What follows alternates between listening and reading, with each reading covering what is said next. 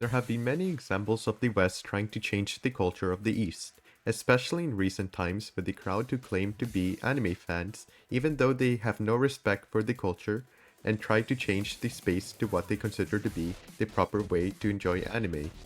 One of the things that this crowd has been trying to push out of the anime community are lollies and lolicon culture. Whether it's through spreading misinformation or through trying to silence individuals who speak out against them, the public perception of what a lolly is has been warped and twisted by their actions. Today, in an effort to correct their misinformation, I would like to look at what a lolly actually is, what the Japanese intended the word to mean, and what a lolly is today. The origins of the word came from the book Lolita by Vladimir Nabokov.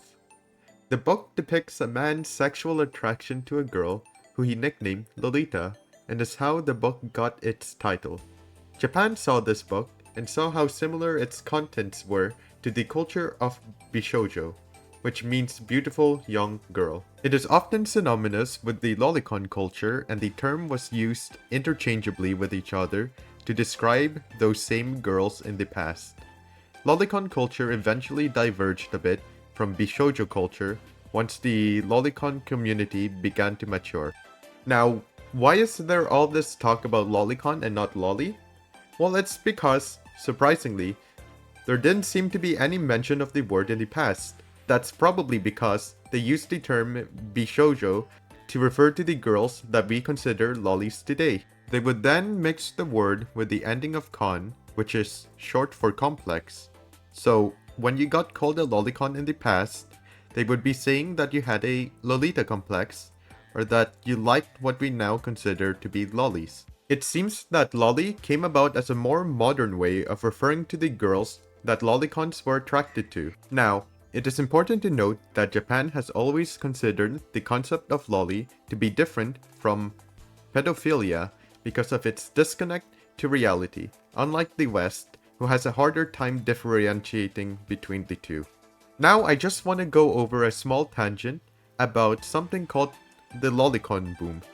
This part isn't going to cover everything that happened during the boom, because this video is more focused on the modern day term for lolly, but I still feel like it's important to cover this event, since a lot of the modern ideas about lollies and lolicons came from this decade-long event, and it's somewhat similar to the VTuber boom over here in the West, though this boom was only contained in Japan. There will be a link to the blog that talks more about the boom that I'll leave down in the description and comments if you are interested in the topic yourself and want to learn more.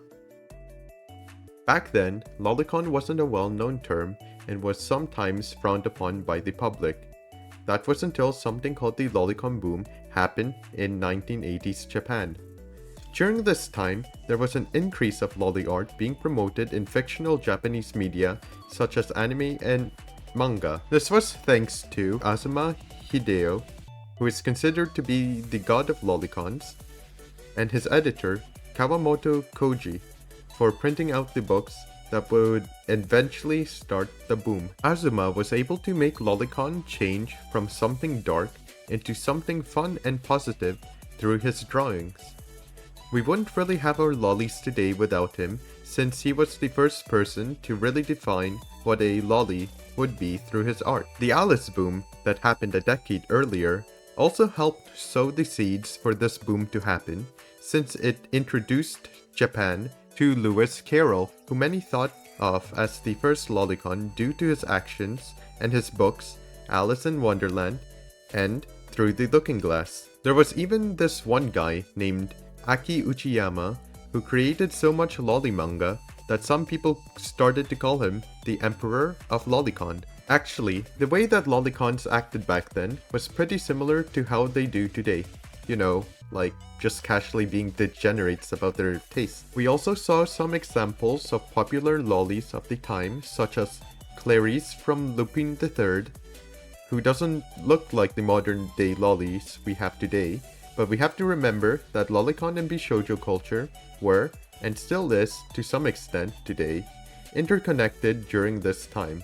Lana from Future Boy Conan is a bishoujo that did appear during this time, with a more conventional loli look of today. The boom would eventually die down after about a decade because the novelty of lolis gradually declined. It would eventually gain traction over by the West because post-COVID tourists complained about loli characters being in the anime space, and the amount of people that heard about the term compounded over time because of this. This is especially the case when Shigure Ui released her original song Lolicon Requiem, which is now sitting at 134 million views and is what made the tourists crash out on spaces like Twitter, which in turn brought more eyes and ears over to the loli/lolicon space. Now with all that out of the way, we need to establish what a modern day loli is. Though the design of a loli has been around for at least 50 years, what has been accepted as a loli changed throughout time, though not by much in the grand scheme of things. So, what is a loli? A loli is a fictional girl who has small or childlike body proportions, i.e. chest, height, etc. That is all there is to this word. Contrary to what people say, as of today's meaning, age is not a factor when it comes to lolis, as the word only refers to a girl's body proportions and not her age. For example, Roxy from Mushoku Tensei and Nahida from Genshin Impact. Many would consider them to be lolis because of their body proportions, but both of them are over the age of 18. While many characters are depicted as kids due to the nature of their design, it does not mean that all of them are. Again, it is important to note here that this is not cheese pizza, as these girls are completely fictional and no harm was done to actual children. Though this is usually a term used to categorize younger looking girls in fiction, it doesn't mean that people with this body type, that are also considered to be adults, do not exist in real life. There is a range of body proportions a loli could have, and I feel like this could be best represented with a scale. Let's call it the loli scale. Over to the left, you have what most people would consider to be a loli. Think Ibuki from Blue Archive, Suzerain from Arknights, Arcana from Dragon Maid.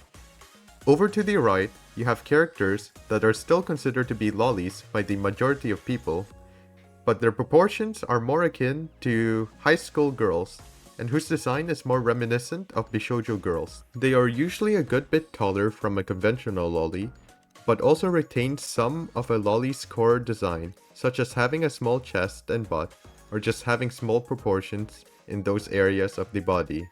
A good example of this would be Megumin from Konosuba and Shaltir from Overlord. Now, why would I make a loli scale? I feel like the current term of what a loli is has gotten broader over the years. Even back then, there was a vast range of sizes a loli could be. It is important to acknowledge that while there is a dominant image of what a loli is, there are also those who would also be considered to be a loli who do not share the same body sizes as them. There are also subcategories for lolis as well, so I will go over these now. Goho loli, or legal loli, is, as the name would suggest, a loli over the age of 18. That's about all there is to the word. However, there are two other types of lolis that are under the umbrella for this term, those being lolibaba and the more obscure fake loli, starting with lolibaba, which is a mix of the words loli and baba, baba meaning grandmother or old woman in Russian. A lolibaba looks just like any regular loli, but she acts as if she was your grandmother. A fake loli is a niche case that happens when an old woman gets turned into a loli. The biggest example of a fake loli is Shun from Blue Archive, who looks like this normally, but has an alt that makes her look like a loli. An opai loli, or a loli kyonyu in Japanese, has everything that makes a loli, except for their chests. Instead of being flat or having a small amount of firepower, opai lolis come in with a whole warehouse full of explosives. I suppose that a short stack could also be considered as an opai loli, though I feel like they would have to have the proportions of the lolis on the right side of the scale to be considered one. Otherwise, they would be an opai loli. Mezugakis, or sometimes shortened to gakis, are girls that have the personalities of a brat and would most often be shown teasing an individual. In more recent times, gakis have been associated with loli culture. Grim Alloy from the Bummer Girl series was the pre-generator of this group and is considered to be the reason why gakis got their first uptake and exposure. In more recent times, gakis like Nozomi from Blue Archive have become popular worldwide. This space here is to acknowledge that there are loli VTuber models. Obviously, the biggest one of these VTubers is Gargura, or as she's now known as Sameko Saba. Most of these VTubers are lolicons themselves, or at the very least, don't mind lolicon culture. In fact, VTubers might have played a role as to why lolis are being talked about as much as they are in recent times, especially after a certain music video was released. Finally, I want to include a small section about kani, because this is a term that has grown out of the loli culture. A kani, the term being a mixture of the words cute and funny, is a loli that people consider to be cute and funny.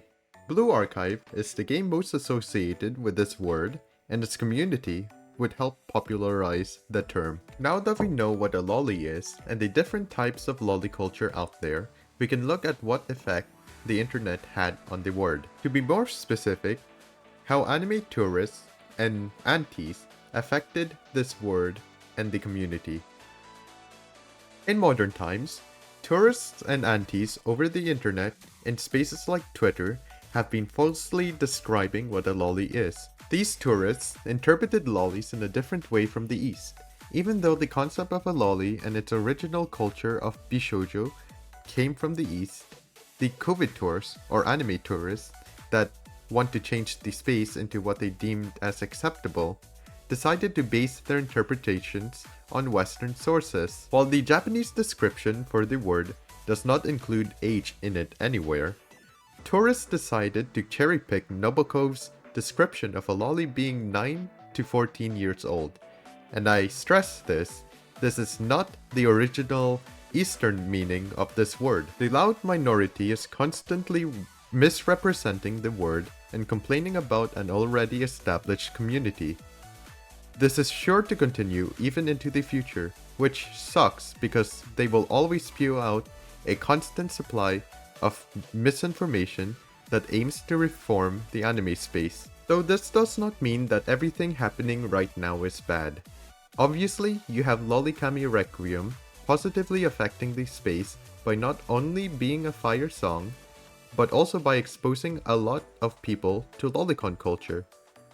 There are also people over in the West who aim to correctly inform the public about what a loli is and call out those antis on their lies. Hopefully, we can keep relying on them to do so into the future. Hopefully you find this video interesting. I will leave a link to the blog post where I got most of this information down in the comments and the description of this video. If you got to the end of the video, that must mean you enjoyed watching it, right? So please leave a like and subscribe as thanks. I hope you find a kani you enjoy, and I hope that you have a wonderful rest of your day.